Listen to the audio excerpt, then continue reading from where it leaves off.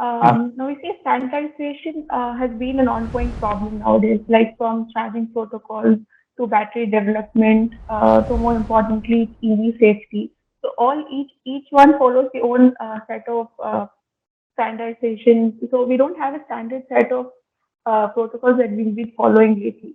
So what can be done on these areas, you think, so that we can improve the robustness to the issues that we're facing today? Yeah.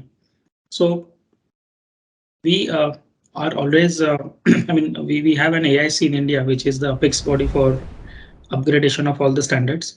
And through ACMA channel or through SA channel, tier ones and OEMs are also part of this standardization body and part of standardization meetings. So basically the inputs coming from our fraternity are very well received by this body, and they are also part of the most recent version of the standards. In fact, I myself am also part of some of these bodies, and together we are ensuring that the standards which are part of India are state of the art with respect to global standards.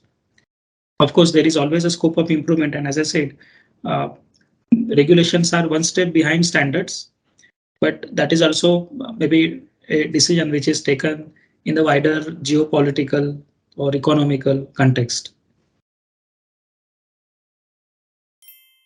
Yes, sir. So just a follow-up of this question.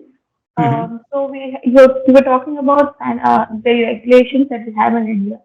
So like does the regulations presently that are present now cover up all the needed part of the necessity for isolation?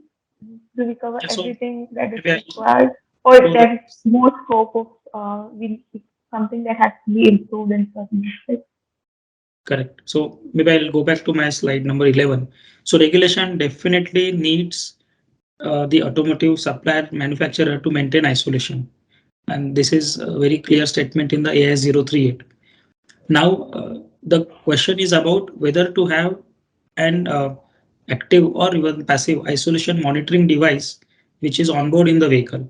So this is where I think that further evolution of the standard will happen eventually.